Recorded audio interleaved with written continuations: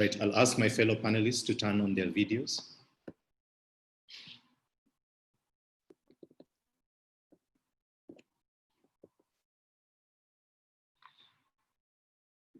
Excellent.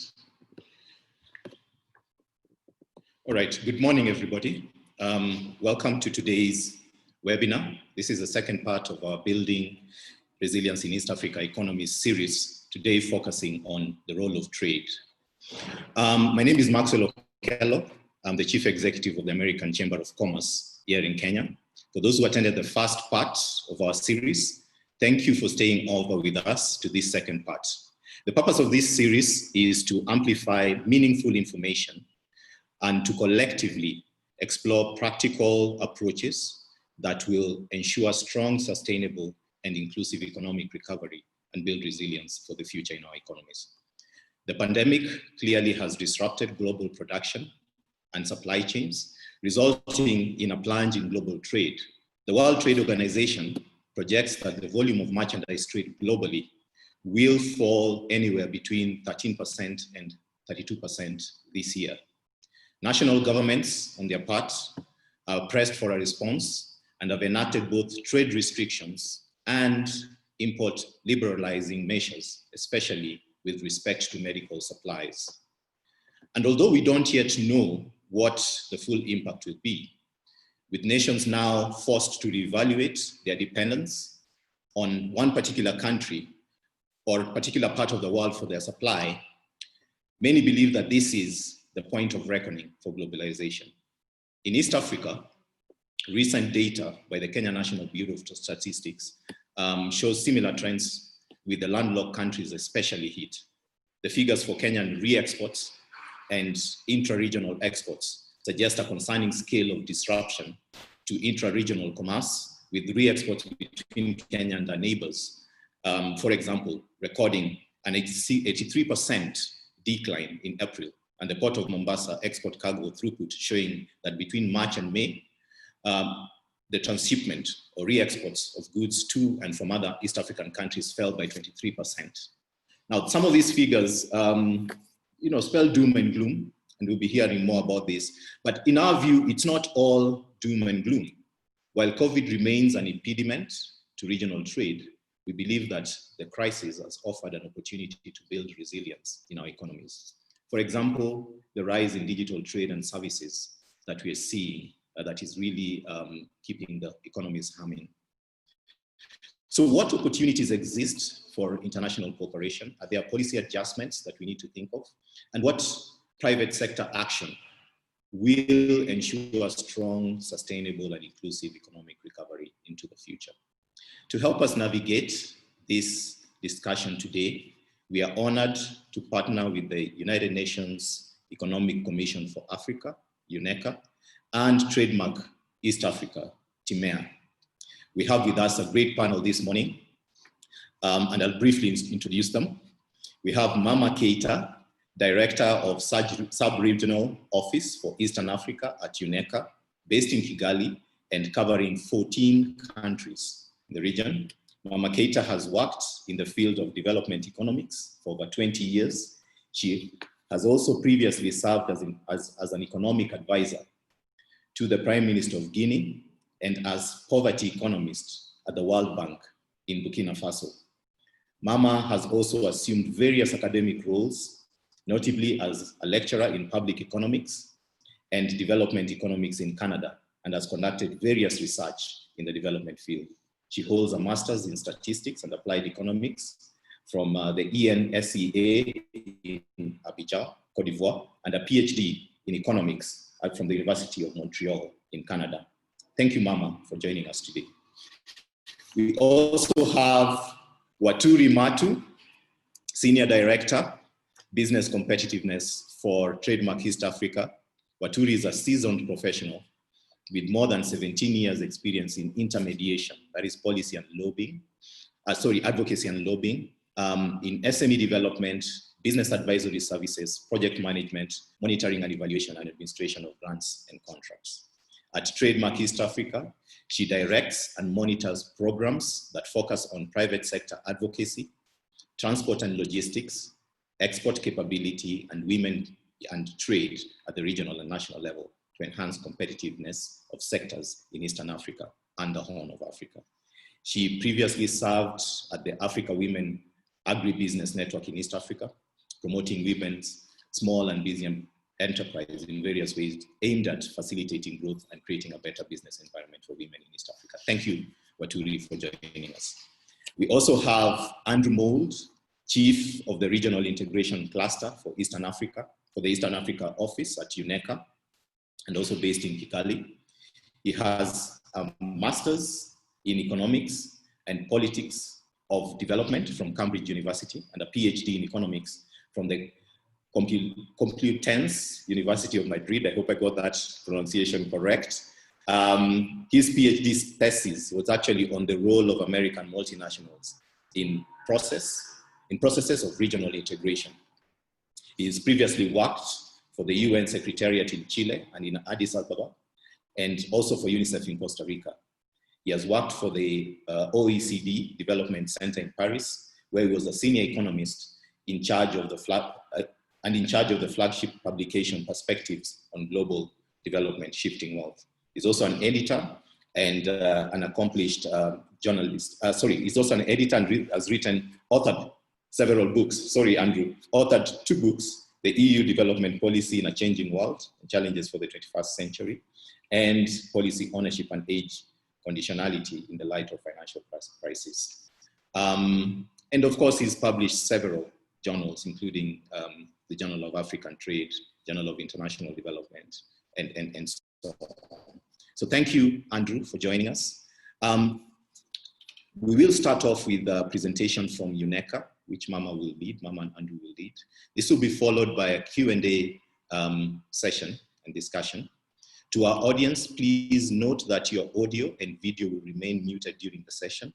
If you have any questions, please type them in the Q&A chat box at the bottom of your Zoom window. We will try and take as many questions as possible during the session, and I may call on some of you to field your questions directly to the panelists when we come to the Q&A. So when that point comes, we will be able to unmute you so that you can be able to ask your questions directly. With that, I will now turn over to Mama to kick us off. Over to you, Mama Katie. Thank you. Good morning, and thank you very much, Maxwell. Thank you for the initiative and for associating us to this. So yes, we are both, Andrew and myself are from the UN ECA and from the Eastern African office. At ECA, you know, we want to deliver ideas and also actions for Africa's transformations. So every opportunity is really important and interesting to us to engage and to share ideas and also to collect also ideas on how we could help every stakeholder to improve policies and promote growth and prosperity. On this, let me share my presentation, and that will be a global perspective on Africa's macroeconomic performance in the context of COVID, and then it will be complemented by Andrew with a big focus on Eastern Africa. So I'm sharing now.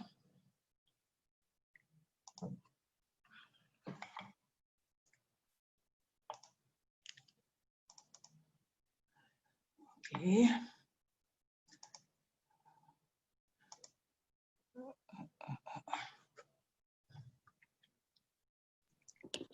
Okay, so yeah.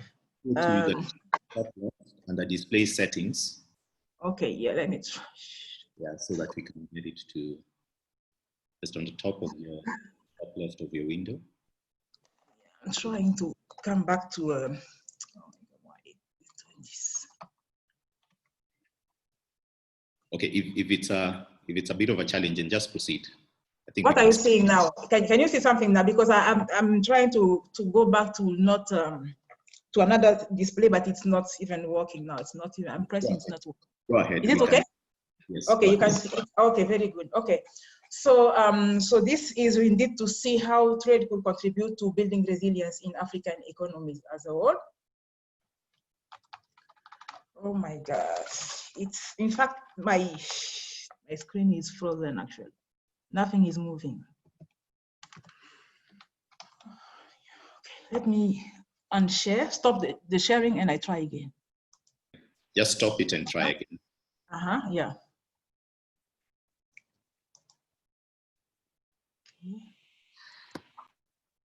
Okay. Okay, now it's moving. Okay. Yeah, go ahead. Okay, so I could even try to, screen sharing has stopped. Screen sharing has stopped. As the share video window is closed. What does this mean? So you need to share again. Okay.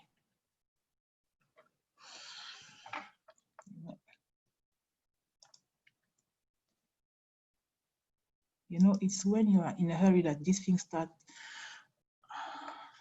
Okay.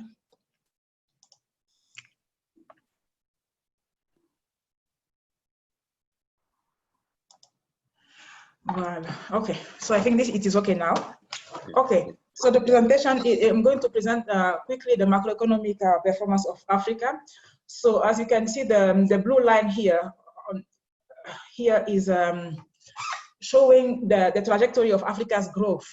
If COVID had not happened, you can see that Africa was registering a growth of up to 3% through the past years.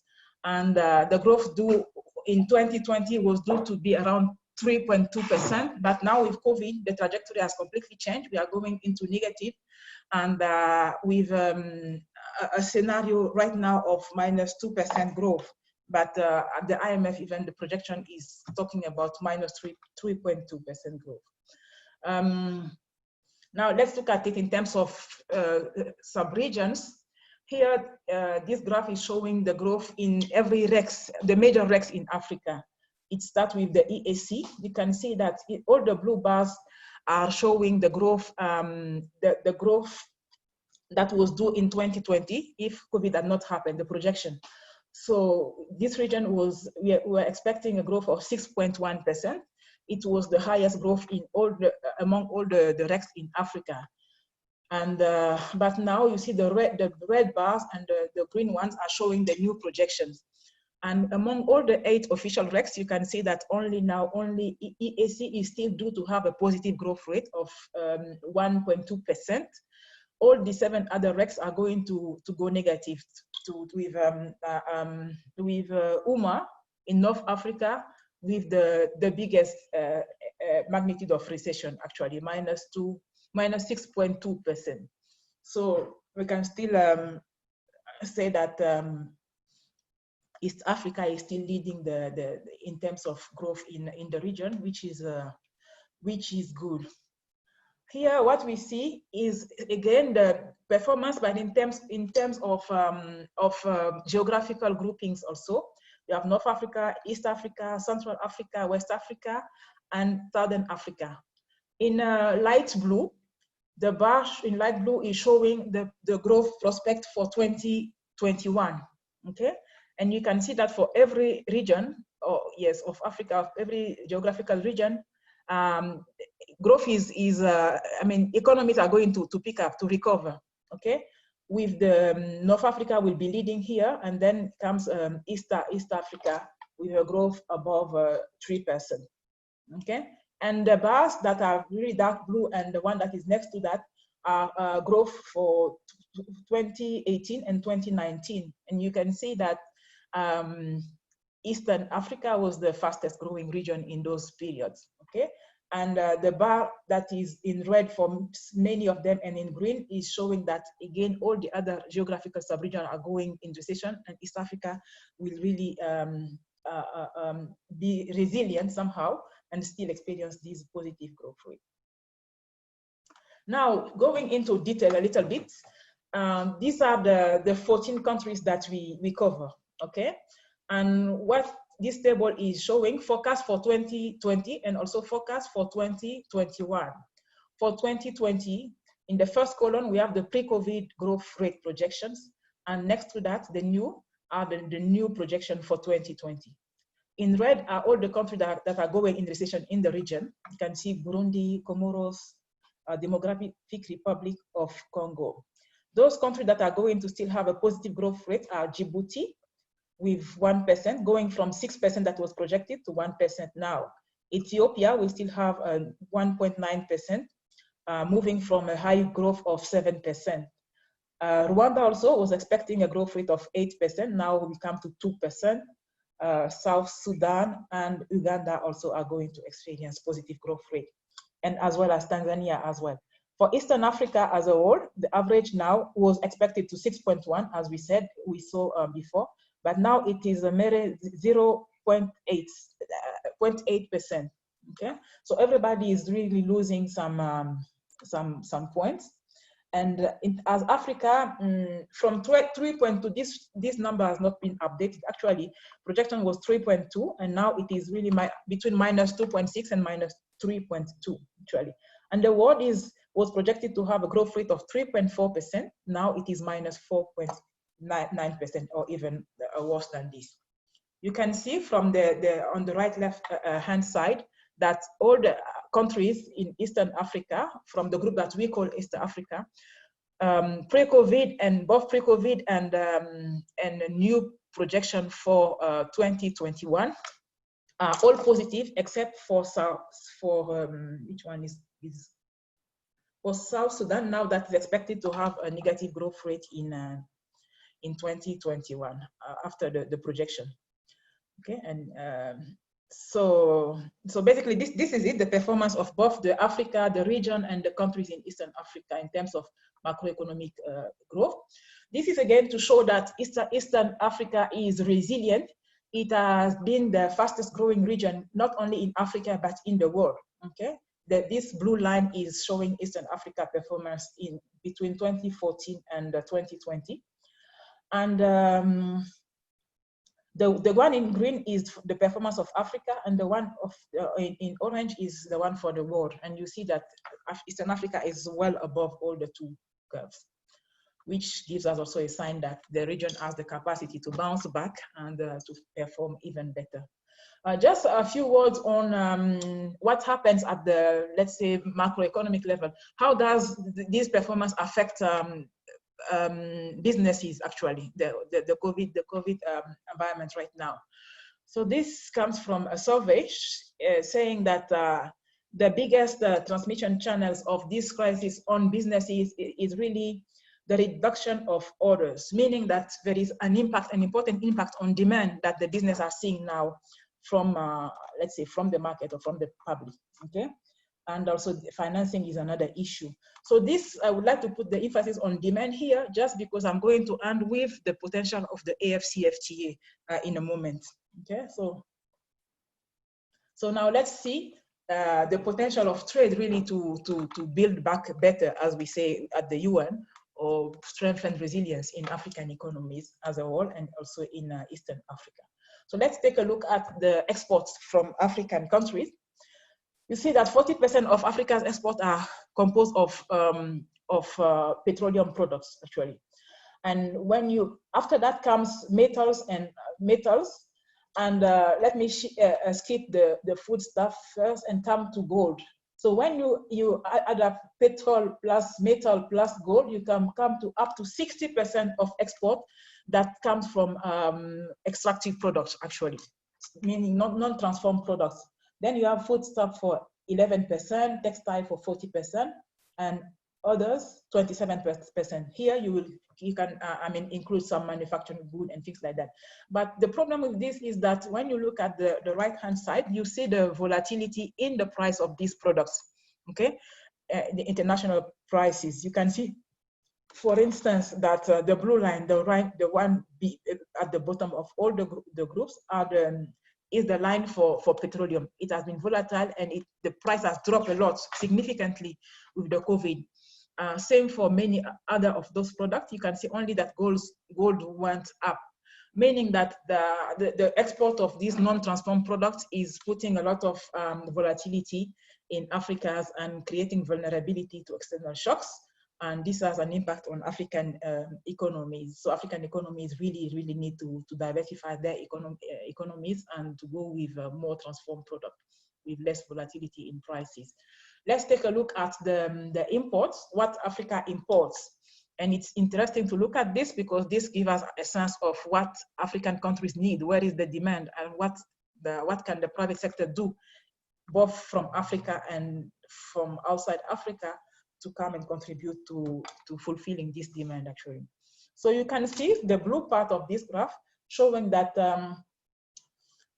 more than 50% of African import is composed of manufactured goods, and so Africa needs manufactured goods, actually, African countries. Then you have chemicals, products for 12%, fuel, steel, okay, and basic food, for instance, for 14%, okay? So this expresses all the demand that is expressed in African countries. So Africa exports mainly fuel products and imports mainly manufactured products, which are much more expensive, actually, putting a lot of weight on Africa's import bill and also on the balance of payment. I don't know if you can see some of these. Let's look at the right-hand side. This gives us some idea of what Africa imports, okay? So the blue, it has a color code. The blue color in here shows that we are talking about manufactured goods. So you can see that on the right-hand table that it is mostly blue, showing all the product that Africa, the manufactured product, not the all, 25 top import products. Okay, it's made out of engines, machineries, vehicle for transport and for goods, things like that. This is what Africa imports a lot. In green are the let's see, the basic foods.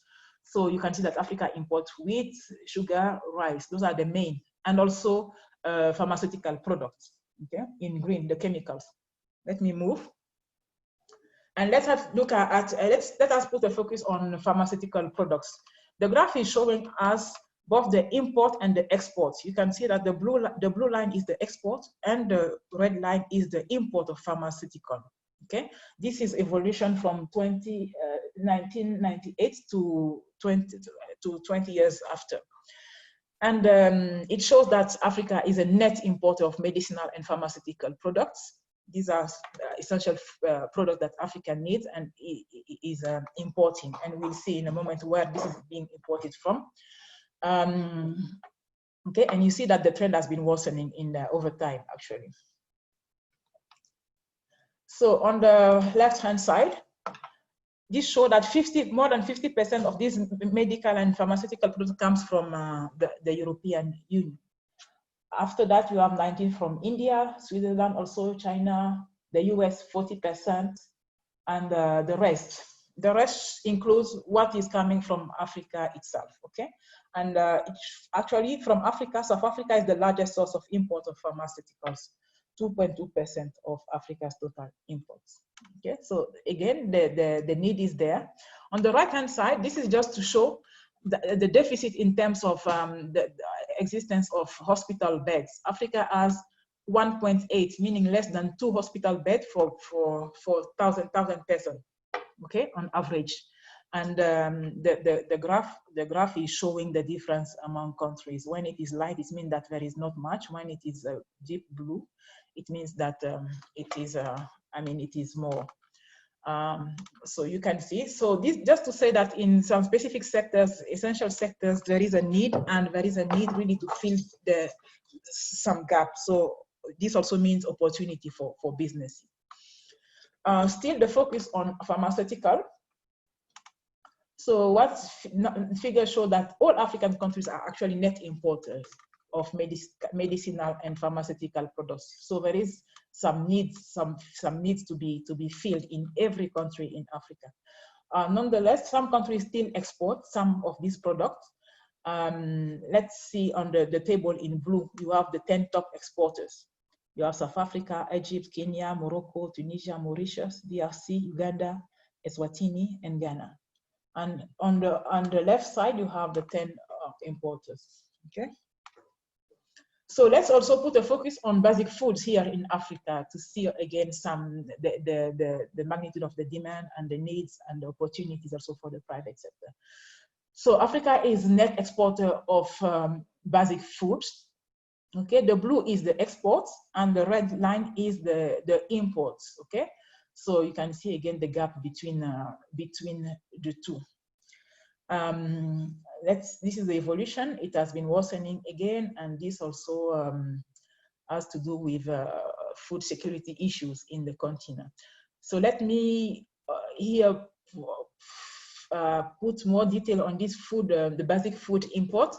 In green are the countries, the few countries that are net food exporters. Cote d'Ivoire is ahead of the curve. You have South Africa and some other countries. Uganda in Eastern Africa and Ethiopia and Madagascar are part of those, and even Kenya are part of the net exporters. Those in need, in deficit of basic foods are the majority, actually, in red, okay? So only 15 countries are net exporters of basic foods, again, to show that there are very important needs. These are the implications, like I said, for food security, and some of these things has to, the gap has to be filled. So what do we call basic food here?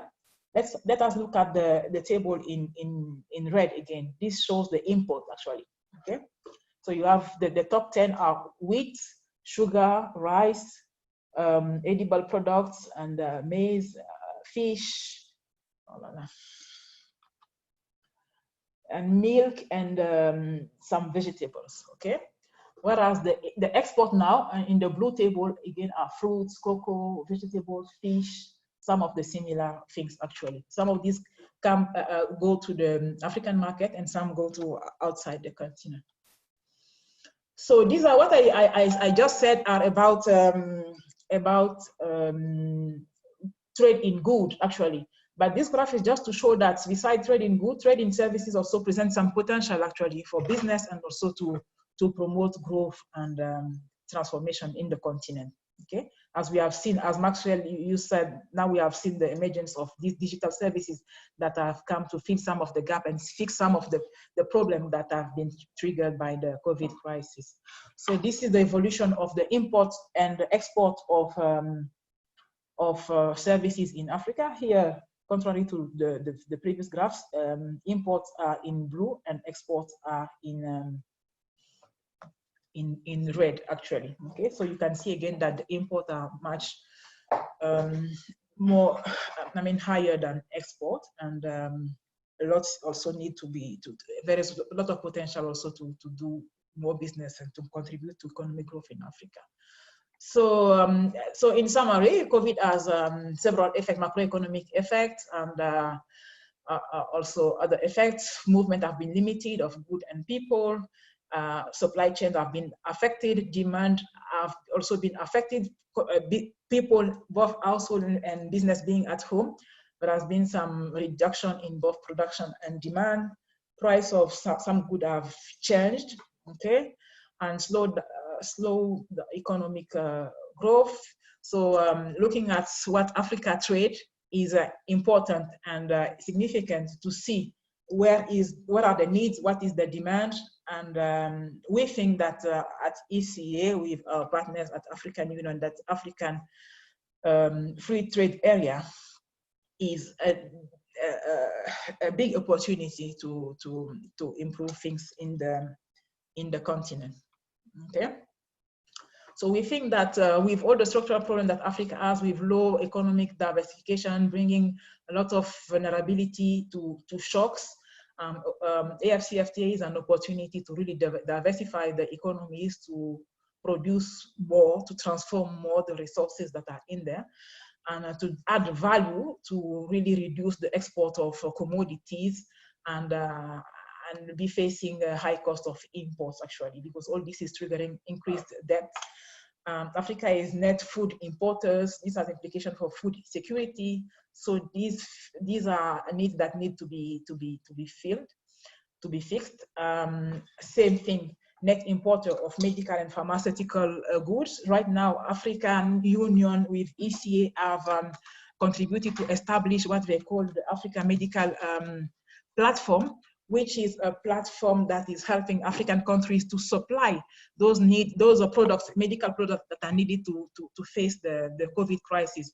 Because it was seen that before this platform, every African country was too small to import some of those things, because you know that countries have put some restriction on the import of these essential goods, masks, test kits, and protection kits, and things like that. So, but Africa coming in a platform as one, can place some orders and then is more likely to receive those orders. So this has been something that is showing that when you gather the information, you can access more to all these tradable goods that you need. And in the same vein, we think that AFCFTA, with this integration of both the need and the capacity to source, is going to really help African countries to fix some of these structural issues, but also to help improve the access to what the population need actually. Yes. Okay. So I think that, I don't know, Maxwell, if I can continue on AFCFTA, or if I should stop here and Andrew can provide some information, and then later on maybe I can come back to the AFCFTA. Yeah. So, okay. Okay, Andrew, please go ahead. And thank you very much all for your attention. Thank you. Thank you. So let me stop sharing my screen. Yep. Okay, good morning, everybody. Habari za asubuhi. So I'm just going to give a presentation on some research work that our office has been carrying out in conjunction with our colleagues at Trademark East Africa, just analysing the most recent trends in terms of trade with this crisis. Now, we actually found some quite surprising findings, I think, particularly for the case of Kenya. We used principally the Kenyan trade data to draw a picture of what's been happening in regional trade during this crisis. And the picture that emerges is really quite an interesting one. So let me just go through this presentation quickly. I don't need to actually go through all the slides. You will find the information available in... Andrew? Can you hear me okay? Sorry, Maxwell. Yeah, go on presentation mode. Yeah. Yes, I'm just actually looking for where I do that on this screen, actually. Okay. Can you see it okay, though? Is it? Yeah, that should be it. That's better, yeah? Great, go ahead. Yeah. Okay, so yeah, the forecast, as Maxwell was saying in his introduction, have been pretty negative about trends for global trade. The World Trade Organization is predicting anywhere from a -13 to a -32% in global trade for 2020. And other organizations are not particularly any more positive about trends.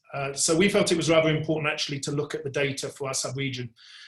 Here's some forecasts for individual countries in our region. And I think the striking thing that stands out immediately is that Kenya and Tanzania are going to be impacted less negatively than the landlocked countries of the East Africa community, Burundi, Uganda, and Rwanda. The forecasts of the Economist Intelligence Unit are really very pessimistic about the trends for those landlocked countries. So we started to look at the data. There's a report here where you can see the link. You can click on the link for the full report. There's a policy brief that I did with our partner at Trademark East Africa, Anthony Mavayanji, who's the head of research there, which is a Brookings Institute policy brief. And it really traces in some detail what's happened to Kenya over this period of the crisis. And if we later come back to the issue of the Continental Free Trade Area as well, there's this other report that we did, which summarizes some of the research we've done for Eastern Africa. So coming from that work, I've just updated actually overnight the figures. The Kenyan National Bureau of Statistics actually just published the June figures for trade.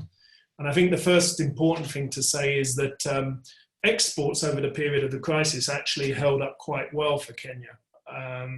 If you compare it on a year-by-year basis, actually, there was a slight increase in exports during the crisis period of May, if you compare it to the previous year, which was initially quite surprising, but does show the resilience of some of the sectors, subsectors, which were contributing to this positive growth.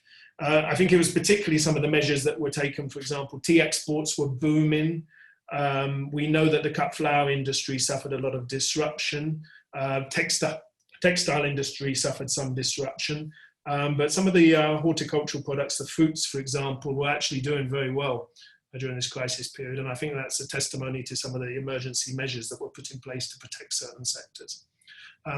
Where there's been a noticeable decline, actually, from this graph here, you can see is in the import side. The year-on-year comparison is a 25% decline in imports. So whereas exports held up relatively well, despite the very difficult global context, it was the imports that really took a hit. And the result is we've seen over the last few months actually an improving trade balance for Kenya, which is a welcome development. But I'll say a little bit more about that in a second when I go into the detail there. So let me move on to the next slide. These are the trends in monthly domestic exports and re-exports. And you see there's quite a lot of volatility in terms of the trade performance. And you have to always factor that into account when you're measuring the trade impact of a crisis. And actually you see that there's really quite a strong recovery after a dip in April on the exports. But the area which has suffered, actually I think on the updating of this one, I may have made a mistake on the left-hand graph. If you look at the policy brief there, you'll see the data up to May, and I think it doesn't quite show that trend. Where there was a dramatic change was actually the re-export figures, where you see a very sharp drop after a very quick boom at the beginning of February and March. Our interpretation of this is that a lot of traders in the region were anticipating the bottlenecks and the logistical problems. We were actually trying to quickly get imports through Mombasa ports and Dar port for the northern and central corridors. And subsequently, then there were these disruptions to the intra-regional trade component. So that's the summary of the trade impact for Kenya on that slide, which I've just been through. There were declines in both exports observed in April, but then you have to contextualize that against some of the surge of trade that we saw in the first few months of the year, I think, as traders were anticipating some of the bottlenecks. Declining by 25% year on year, balance of trade. It's quite interesting to look at the direction of trade statistics as well, because this gives us a real pattern, picture of what's been happening with this interregional trade. And you can see that there was a very sharp drop-off initially for the re-exports to the region, Kenyan re-exports to the region. So Uganda, Tanzania, Uganda. We've seen some recovery in the month of June for Uganda and Rwanda, but not Kenyan exports to Tanzania. And I think this is a source of some concern, isn't it? As we're talking about, moving into the implementation stage of the Continental Free Trade Area, that we see these intra-regional trade patterns so stagnant. A couple of exceptional cases as well in terms of export performance, and as this constituency is the American Chamber of Commerce, I thought I'd highlight the United States case. US exports to the US were hit quite hard. We assume that this is essentially related to the textile sector exports under the AGOA provisions to the United States, and that is due to the disruption of the transport logistics. However, a more positive note, you see a quite sharp recovery actually in June as some of those problems were resolved. So that's a welcome development. And I've got only a couple more slides really to go through to just give you the big picture here. Sorry, I actually seem to have doubled up on a couple of the slides as I was overnight updating this. Couple of countries actually exports went up, and these United Kingdom and Pakistan. It's on the basis of the Kenyan tea exports, which have recently been booming actually. I think there was a record high in Kenyan exports in the month of May actually. So that's a positive development. In terms of imports, it's quite interesting as well. I said in my opening remarks there that the import side had been hit quite hard. And of course, that's a concern for companies when it's your intermediate inputs that are being affected and capital goods going forward. But from a point of view of consumer goods, which have also gone down sharply, it does open up an opportunity for regionally based companies to actually fill the gap, the void there. And very noticeable, for example, was the sharp decline in imports from China. Now, China, of course, was impacted first because the COVID-19 crisis hit there first, and the drop was very apparent already by March. Notably, however, these June figures have just reveal the fact that the Chinese imports are creeping up again. So that temporary relief from the competition from Chinese imports is actually, you know, may only be a temporary phenomenon. So from that, we also looked at the port data, which confirmed this story basically of, you know, a declining cargo, but it's principally the re-exports to the rest of the region that are being hit. The exports are holding up and lower imports. And one other phenomenon, and I'll close on this, is we don't have regular monthly data on informal sector trade from all member states, but for the Ugandan figures, for example, which did come out to the month of April, we saw declines in formal sector trade for some of these countries, the landlocked countries of the region, but we saw a complete collapse of the informal trade, the small traders across the borders. And of course, that is a particular concern to border communities across the region. And it simply reflects the fact that, you know, the borders were closed for a period there. There was no transit allowed for small traders. So that would be the summary of the situation. I think possibly we could move into the debate and discuss some of the policy conclusions that we have here. Those are the main points coming from our analysis. You know, there was some initial shock to exports, but it wasn't so alarming once seasonality was taken into account. Some exports actually held up well, and it's principally re-exports and imports. And so some of the recommendations regard to initiatives like trademarks, safe trade, emergency facility. Waturi, I'm sure, will say some words on that. That's been a very important initiative there to try and guarantee these corridors to make sure that trade is not disrupted disproportionately. Flexibility in the way that companies serve their markets. So we've seen a shift, for example, towards air transport across the region. Kenyan Airways, of course, retooled some of its passenger aircraft for cargo at one point. Rwanda has actually shifted remarkably towards air transport for its exports, whereas around 18% of its exports was being shipped by air prior to the crisis. By May, that had gone up to nearly 75% of their exports being shipped by air. Now, that doesn't work as a long-term measure, normally because it's more costly and it's not going to be viable for all industries, you know, but as a short-term measure to avoid the collapse of export revenues, it's an important strategy.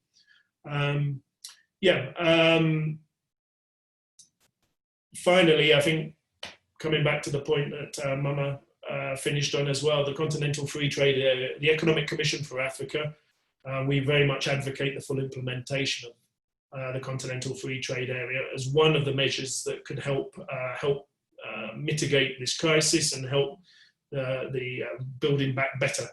And I was just going to finish on the note that I think American companies in particular have a very important role to play here. I was checking last night the US Department of Commerce's statistics on American firm activity in Eastern Africa, and found that there were 52 companies with over $25 million of sales a year operating in the Eastern Africa region. And precisely because you're affiliates of US firms, you know, it was quite often the case that multinationals are leaders in this process of regional integration. Because you have affiliates in different countries, you are capable of integrating your activities in a way that really helps boost interregional trade. So I think there's a very particular role for the American business community in this. It was certainly the case, my own research into the European Union, American companies were anticipating the introduction of the single market program within the European Union decades before the European firms were.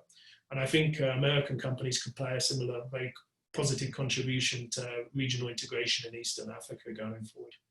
So with that, Maxwell, I'll stop and leave space there for Waturi's comments and then some discussion. Yeah. Fantastic, fantastic. Thank you very much, Andrew. I think that has been great, and just, you know, bringing it down to the Kenyan context, which I think is really what most people also wanted to see. So I'll ask that you take down your presentation. Sure. Yeah, and I want to, at this point, in the interest of time, bring in Waturi into the conversation as we start the Q&A. And for the audience, please keep your questions coming. Do post them in the Q&A tab, not the chat, so that it's easy for us to track the questions that you're asking. Now, Waturi, I'll just dive right into it and ask you the first question. We know that trade facilitation is essential to lowering the overall trade costs and increasing economic performance. According to OECD, implementing the TP-led, WTO-led trade facilitation agreement would reduce worldwide trade costs from anywhere between 12.5% to 17.5%, with the greatest benefits, of course, accruing to developing countries. How are we doing as East Africa? What is the impact of this on business? And we could start off by just saying a few words about Timea and the work that you do. Over to you. Okay, thank you, Maxwell, and thank you for the opportunity to speak to your members today. Trademark East Africa is an aid for trade organization. We are a not-for-profit, and we focus mainly on facilitating trade within the countries where we work in. Right now, we work in the East African community. However, we have recently extended to what we call new frontiers, and that's the Horn of Africa, covering Djibouti, Ethiopia, and Somaliland. Are now expanding further to Southern Africa, that's Malawi, Zambia, and Mozambique. Now, our focus is on three key strategic areas. The first one being improving access to markets, physical access to markets. And this is where we do our infrastructure work at the ports, catalytic work at the ports, road connectivity, and one-stop border posts to enhance and to make it faster for goods to move across East Africa. And that, of course, facilitates imports and exports. Then the other area where we work, and we've done quite a number of actually one-stop border posts, and I'll talk about that later because there's been an impact on trade as a result of COVID. So the other area where we work is trade facilitation, and we help partner states to work on their trade policies to make them conducive for trade. We work on automating trade processes, working very closely with trade agencies to develop single windows, trade portals. We work with the standards bureaus within the partner states. In some cases, we've actually had to help them establish them from scratch. And of course, we work in the area of trying to resolve NTBs. I think because we initially worked, from an East Africa community perspective. So we were trying to enhance and fast track regional integration. The other area where we work in, and that's what I focus on, is on business competitiveness, is that looking at how can we enhance the competitiveness of East African partner states. Now we look at this, from a broad cost-cutting areas, looking at issues such as transport and logistics, the customs and tax regimes and levies within the partner states. We look at standards, compliance issues. We look at and very sector-specific work, and there is where we work with the private sector to try and advocate for an enabling environment, and that's how the partnership with AmCham is in place, and that's a partnership that we do value. So we work with private sector organizations to facilitate a private sector advocacy. The other area where we work in is export capability, and there we work, we target specific sectors where we see export potential, and trying to enhance regional value chains, and maybe I'll talk about that later. And then we have a very specific gender-targeted program that focuses on women in trade. I would like to speak about a specific project that we have been working on for the last 4 months, and this is the Safe Trade program. And I think as soon as COVID hit the first East African partner state, we were already on the ground trying to figure out how we're going to facilitate trade, how we're going to ensure that trade is safe. And one of the things that we focused our energies on, have been focusing our energies on, is on ensuring that, from the ports to the transport corridors to the border posts, that we ease any hurdles that could potentially be there. And one of the areas was, of course, in providing PPEs, trying to automate as many processes as possible. Quite a number of processes within East Africa have been automated, but enhancing some of those processes to ensure that they were paperless, completely paperless. The other area where we worked in, and we're about to launch a tracking an app where you'd be able to track a driver who's been tested, so that we can facilitate easier movement. Actually, what you were talking about, Andrew, in April, when we saw a decline in re-exports, was because of border congestions when borders were closed and countries were insisting on testing drivers. Of course, that caused quite a significant delays, because results would come after 2 days and would get backlogs of up to 25 kilometers. So we are trying to develop an app where the ministries of health are able to provide an e-certificate that is uploaded into an app, and you're able to track a driver across the transport corridors. So those are, of course, we've worked with the private sector trying to ensure that there's movement of goods within the region, or even within the partner states themselves, trying to lobby for, ease of restrictions. I mean, the opening that has happened in East Africa has been as a result of lobbying, of course, economic stimulus. So the private sector has been very, very proactive in this region, and in Kenya in particular, has been very proactive in trying to enhance the economic performance of the country. So I think there's a huge component on e-commerce, as you rightfully said. There has been a huge growth in that area, and those are the sort of things that we were supporting. But back to your question, you talked about where are we as East Africa when it comes to trade facilitation? Now, trade facilitation is really about simplification and modernization of import-export processes. And this is essential to a trade system. However, it is, and I like to insist on this, it is essential for lowering trade costs, but it is not the only cost. And maybe we can talk about this later. So I think if you look at the performance of the East African community, I think we have the advantage of, first and foremost, being an economic bloc, East African community.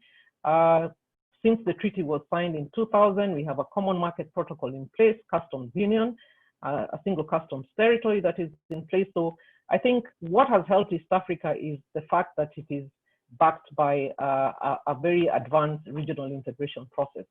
I think what else has supported the EAC is that we have very, I'd call them efficient transport corridors. We have one-stop border posts, and unlike most countries within Africa, if you look at Southern Africa, I think they had attempted to do a number of one-stop border posts, but that collapsed at some point. But the fact that we have one-stop border posts within the East African community itself, I think has helped to reduce the amount of time, has reduced the cost, though that has been impacted very heavily by COVID, of course. So when you talk about the transport corridors, I think you've seen some significant improvements, particularly on rail within the East African partner states. So we have the advantage of having rail. Right now, I think we are trying to, as a country, Kenya, we are trying to re-export through rail up to Naivasha ICD, and then moving goods to Kisumu. I think largely we're doing that for petroleum products and oil. And using the old meter gauge rail. So I think that has helped to enhance trade, and that came in very handy. I think it was very strategic that the Naivasha ICD was actually launched during COVID. It was actually, it was fast-tracked actually to try and reduce the blockages at the border. But also, if you look at how has East Africa moved in terms of automation of trade processes, I think quite often we forget that 10 or so years ago, 20 or so years ago, to import or to export anything out of this region required, you had to carry an entire file with maybe hundreds of documents. But a lot of those trade processes have been automated. Even payment systems have been automated. It is possible to clear and pay for your goods if you're importing from Rwanda. It's possible for you to pay for your duties. Electronically, there's staff at the port of Mombasa, and that has reduced the amount of time it takes. So I think East Africa is at a very good place.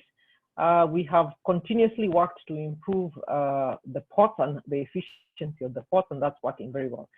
I think when you say where are we as a region, I think every year you see the launch of the World Bank's enabling trade and ease of doing business.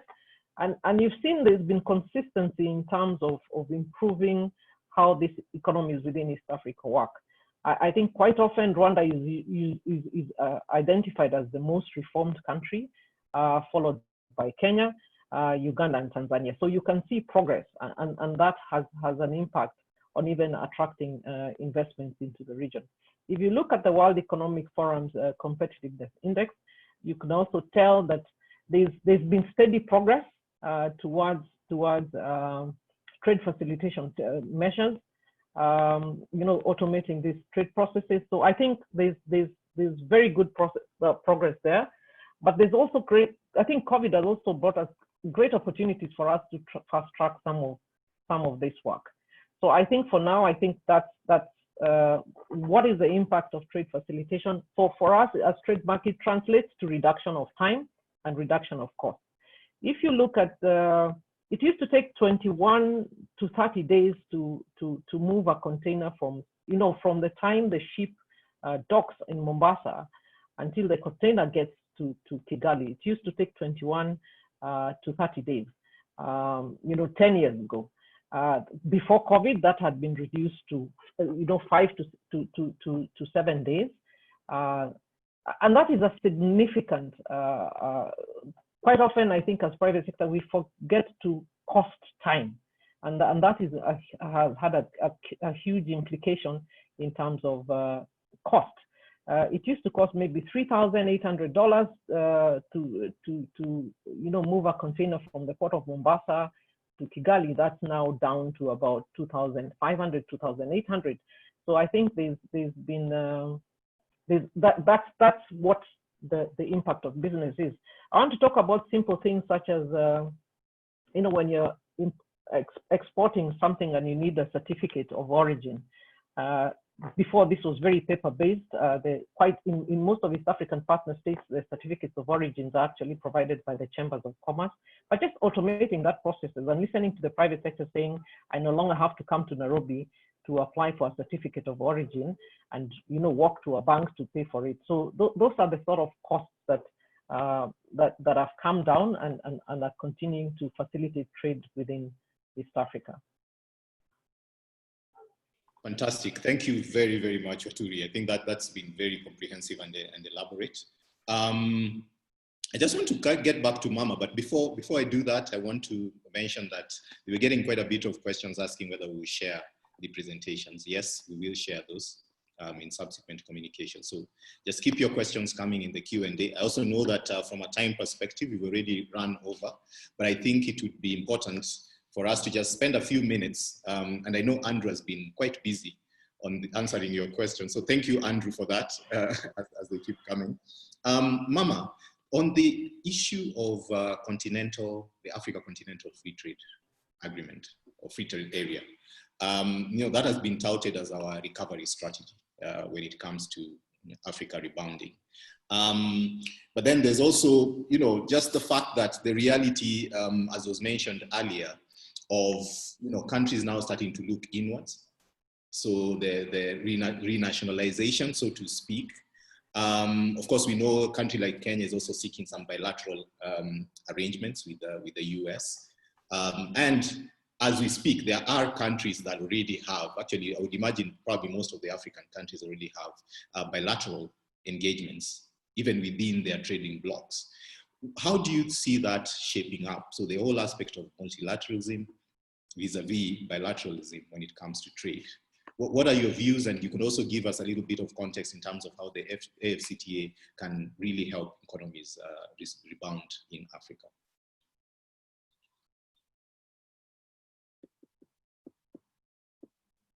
So just unmute your mic.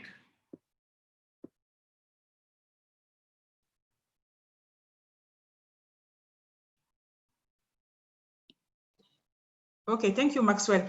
Yes, true that because of this COVID, we have seen that some countries are really coming back and do inward. It is because, like I said, with the COVID crisis, many countries put restriction of on export of several essential goods, food stuff and mostly food stuff and medical stuff, actually. They said that we don't export anymore, we need to cater for our population first. This is how countries also started to really see that international production chain may be interrupted, and it's good to see what can be done. And this is how also AFCFTA come as kind of a savior, because then the trade is seen as in a more regrouped geographical area, actually. And if African countries come with more coordination in terms of measures to combat COVID, they know that they are pursuing the same measures, then they can open up their border to the rest of the to other countries. And where is the potential? As we all know, this market is about 1.3 billion people, a youthful population, a continent that is fast urbanizing with new needs, with more complex needs, with also a cheap labor force. So all these are where you see the potential of AFCFTA to improve. Growth prospect in the continent. Now, in terms of the bilateral trade arrangement with outside Africa, yes, business is business, and economy is also led by private sector mostly, and they are driven by their interests. And of course, they will continue to do business with all the markets that are open to them. Anyway, what the AFCFTA would like to do is to attract investment in the continent, to build, to contribute to the building of productive capacities, to produce more on the continent, to transform more those natural resources that are in the continent, and then start selling them. Whether they are sold on the continent or in other markets, all is good, but the main idea is really to contribute to the structural transformation of the continent, to creating jobs. So investment should come in Africa, production should take place in Africa, then it is exported, both in Africa, in the African Continental Free Trade Area, which is a big market, and also in external market. Now comes the issue of rules of origin, because what is going to be allowed in the African countries to trade and to benefit from this dismantlement of tariffs is really what is produced in the African continent. Now they are discussing the rule of origin, what can be considered as a product that has been produced in Africa, to what extent that can be considered, how much transformation of the intermediary good took place abroad, and how much took place here. This is something that is being discussed in African Union, and with all the national negotiators that are involved in the negotiating the African Continental Free Trade Area. But again, what we're looking for is really structural transformation to make these economies more diversified, producing more manufactured goods with less volatility in prices, and all that can contribute to the improvement of incomes of the population. But the potential is there, in addition to all the external market that already exists for African countries. Over for now. Fantastic, thank you for that.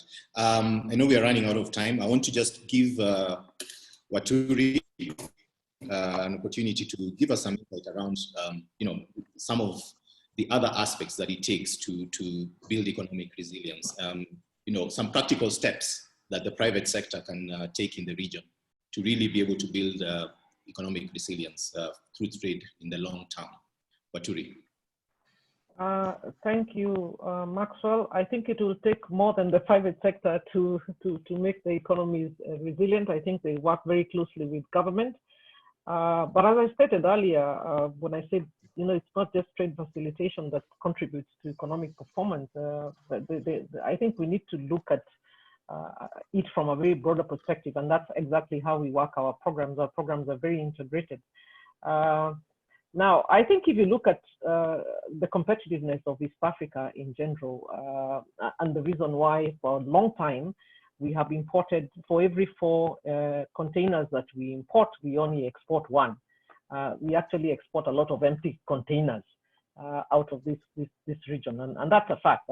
And I think the statistics are very clear on that. But I think what we need to do as economies is to really look at our direct indirect and invisible costs. And really find ways, and political goodwill to actually resolve some of these long outstanding issues. If you look at our transport and logistics, while it's quite reasonably good within East Africa, it works largely speaking. There's very poor intermodal connectivity. Honestly, we have a beautiful resource called Lake Victoria. We used to utilize it in the past, but now it's not a transport corridor that we consider, and that's not a corridor that would require heavy investment because you're not building a road. You're just bringing in ferries or ships to be able to move goods. So I think there's an opportunity for us, and an opportunity also for private sector to invest in this. We've seen quite a bit of investment in the port of Mwanza, in the port of Kisumu. That presents an opportunity for inland water transport services to assist in moving goods. So I think there's an opportunity there, but there's also a responsibility of government to create that enabling environment. When you talk about infrastructure within the East African community, within the transport corridors, I think it's fairly good. But outside of those transport corridors, there are still issues in different partner states, and I think we need to work on that. I like to use the case of, if you look at the horticulture exporters in Kenya, they'll tell you it will take them maybe an hour and a half to move from the farm until close to the Nairobi metropolis. And then all hell breaks loose because then you're stuck on traffic for 2-3 hours. By the time you're getting to the airport, you have very little time, very quick, very little turnaround time to inspect your goods, to pre-park, to prepare whatever you need to do, and to get it onto a flight schedule on time. So that's another area we need to work on. Transport infrastructure outside of the main corridors. We also need to look at our energy costs. Availability, and this is across the continent. Is power available? If it's available, what is the distribution cost? Is it reliable? If you look at most countries, even within the East African community, the amount of downtimes are quite high, and for private sector to be able to produce, then they have to, you're constantly switching on generators, and that comes as a cost. But our energy costs are still significantly high compared to our competitors in the rest of the world. And of course, there's an issue of, I think governments tend to overregulate. So there are regulatory and compliance costs that we need to look at and to work towards. We also have a tendency to overtax everything. I guess our partner states require these resources to be able to, to be able to run these countries, but also where they invest in them. Are we investing in productive, areas that will generate, revenue, will create more jobs? So I think we need to be very strategic in how we work on our revenues. And of course, we need to reduce corruption, and that's a fact. And I'm sorry to say this, but the truth of the matter is that we have those challenges within East Africa partner states, but also within the continent and maybe at a global level. But I think they're more visible maybe on this continent. But we need to address those, and we need to, public service needs to automate as many processes as possible. I was pleased to see the police force in Kenya 2 days ago said they're going to automate all their processes so that files can stop disappearing. But that's the level of automation that we require. If you look at right now, the Ministry of Lands has been closed because they're fumigating, or there's always something or the other. But the fact that we still have to physically move to do papers, and that comes as a cost. I think we need to move away from that. So I think for me, I think this is a time for us to look inwardly to see what is it that we can do to enhance our competitiveness. Obviously, we cannot produce everything, but I think we've also demonstrated that, particularly during COVID, that we could take a good chunk of the pharma industry. I mean, the fact that we are doing PPEs, we're even doing ventilators, It's not something that we knew we were capable of doing before COVID, but we have demonstrated that we are capable of doing that. And to see that Kenya has actually been able to not only manufacture PPEs, but to export them to the rest of East Africa is demonstration that we have the capacity to move to that. So I think that's what I'd say. I think it's, and this is why we value the partnerships between the public sector and the private sector, because these issues must be addressed by both parties. Thank you. Absolutely. Thank you very much. I think the opportunity is clear, and this is going to be a collaboration between government and the private sector. Of course, we know the trade and investment aspect. The locus of that is definitely the private sector, but then government is there to create an enabling environment. We've already hit our allocated time. I want to just give an opportunity to our speakers to give some closing remarks, if any. One of the questions that has come up, maybe Andrew can address this as he's giving his closing remarks, is around, what is making East Africa so resilient? Why is it that we are recording positive growth vis-a-vis the rest of the regions in the industry in terms of rebound from the forecast that you gave? So if you could give us one or two pointers around that as you give your closing remarks, please go ahead. Yeah, sure. Thank you, Maxwell. Yeah, it's an interesting phenomenon, isn't it? I mean, it's a function actually of some of the structural weaknesses of our region. The fact that there's still a heavy reliance on the agricultural sector, and the agricultural sector hasn't actually been hit as hard. And I know we have big urban centers in the region, but actually we're still predominantly a rural economy. So I think that's given a degree of resilience. There's also been subsectors which have performed relatively well despite the crisis. So I was pointing to the Kenyan fruit and tea exports, for example, that really held up very well. Other sectors, of course, clearly have been impacted very heavily by the disruption of this crisis. And I think going forward, we're going to see a big change in the global economy, and nobody quite knows what that's going to look like at the present time. But I think there'll be a degree of reduction in the reliance of China, actually, as the source of manufactured goods. So, for example, Mama was talking about the pharmaceutical industry. I wasn't aware until recently that 70% of the active ingredients for global pharmaceutical products are sourced from China. And so there's this incredible dependence on Chinese production in those value chains in the pharmaceutical sector.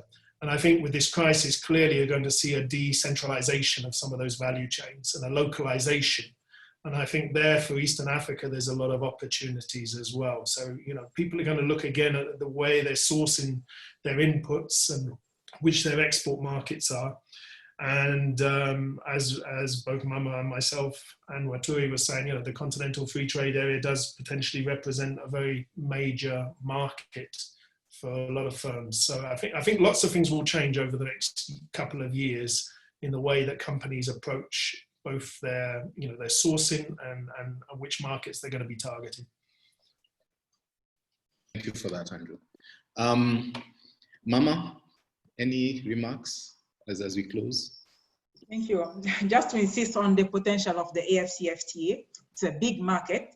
And the demand is there. Africa, and we've seen that Africa sources a lot of its essential goods from abroad, from outside the continent. And this supply chain can be all of a sudden just, cut. So it's important to look inward, and potential is there. And African private sector should start really now looking at the internal market, as Waturi also said. We didn't know, just a few months before that we could produce some of these goods. So it's possible to produce some of these essential goods and really to supply the African market. Some of these, some of the gaps, such as infrastructure and things like that.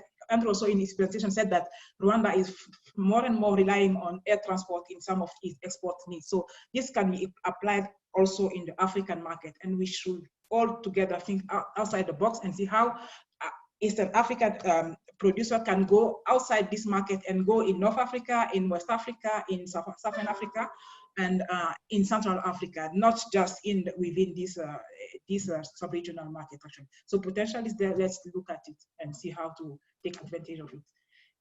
Over. Thank you. Fantastic. Thank you very much, Mama. Waturi, any closing remarks from you?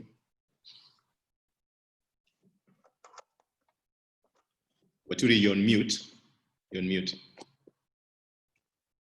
Sorry about that. I just want to agree with my colleagues. I think COVID has presented us with an opportunity, not just East Africa, or Africa, but the world to look at where it sources its supplies.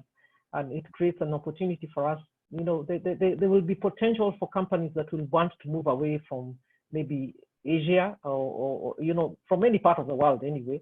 And I can only hope that we will be ready as a continent to you know, attract this investment. But I want to insist that we really need to look at our competitiveness. I think when we're looking at investors coming in here, they need to some sort of certainty that there will be a return on their investment. They need certainty that their costs will be significantly lower and that they'll be able to compete in you know, with the globe. So I think it's very important that we start looking at the competitiveness, you know, the factors of competitiveness, and working very closely with governments to address this. I think, and just, you know, having the political goodwill for us to be able to address this. And we have seen that political goodwill is there. I mean, the fact that we could do PPEs and they could be, you know, certified by the bureaus of standards within weeks showed that, you know, when there's an urgent need, government is able to support that. I think for me going forward, I would like to see more focus on domestic manufacturing. I would like to see more focus on import substitution, and for us creating that enabling environment. But there's also an opportunity for us, I think, to move away from exporting raw materials. Andrew talks about horticulture exports, and you know, Kenya simply moved from 5,000 tons a week to 1,500. But you're stuck with fresh produce, vegetables and fruits. What do you do with it? And to be very honest, I think it ended up, there was a lot of waste. I mean, you could only store it for so long. We need to start thinking of how else do we sell our fresh produce? Is it possible that we can can it, we can freeze it and send it by sea? We're already doing avocados by sea, and that presents a good opportunity for us to add value of our exports. When if you look at tea, we are still selling bulk black tea. Well, we could possibly, you know, attract investments to come and manufacture that tea here so that it goes as a finished product. We could also blend it here as is done in other countries. So I think there are huge opportunities for us as a continent. And for me, for the Continental Free Trade Area to work, I think we really need to enhance, particularly, you know, transport and infrastructure within the region, and to make it more efficient. As it is right now, if you want to ship a container of, say, avocados from Mombasa to Morocco, it will take you the same amount of time as it would move to Australia or something like that, because we don't have even intercontinental shipping line connectivity. So, you know, there are a lot of things we need to do on the ground to make sure that the Continental Free Trade Area is a reality. And one of those things that I'd like to see UNECA promote is, for example, open skies within Africa. During the COVID season, maybe as an interest, but also from a work perspective, we were monitoring African airspace. And you could see that we were quite empty during the day and quite empty during the night, where all the traffic was going into the Far East, into Europe and into the US. There was very little air traffic within the continent. But that had a huge impact on exports of fresh fruits and vegetables and flowers from East Africa, and particularly from South Africa was really hard hit. I think it's an opportunity for us as a continent to open up our airspace, to liberalize our airspace, and to take you know, keen interest in taking over air cargo transport business, because that contributes to our high value exports. So I think that's all from me, Maxwell. All right, thank you so much. I think the key message here is opportunity. It's really about opportunity. It's about you know, predictability when it comes to trade. It's about the various initiatives that have been put in place to ensure that there's ease of doing business, and then something that as the private sector will continue monitoring very, very closely, and with the support of partners such as yourselves, UNECA and the Trademark East Africa, I believe that the private sector will step up and take advantage of what we are seeing, whether and under the Africa Continental Free Trade Area, the various existing agreements that there are. So I want to bring the webinar to a close. I really want to thank our speakers, Mama Keita, Waturi Matu, Andrew Mould, for your great insights, for the wonderful discussion that we've had, for really taking out your time out of your busy schedule to come and edify us with the various insights from your experience. I want to thank everybody else who's been able to join us this morning. And thank you for your questions. Thank you for taking your time and participating. And so I want to just say that do look out for the recording of this particular webinar and the presentations that will be shared with you subsequently. So thank you, everybody. Have a wonderful day and please stay safe. Thank you. We've come to the end. Thank you very much. Yeah, thank you, Maxwell. Thank you, Maxwell, as my fellow panelist. Waturi. Bye, Waturi. Bye-bye. Ciao. Yeah.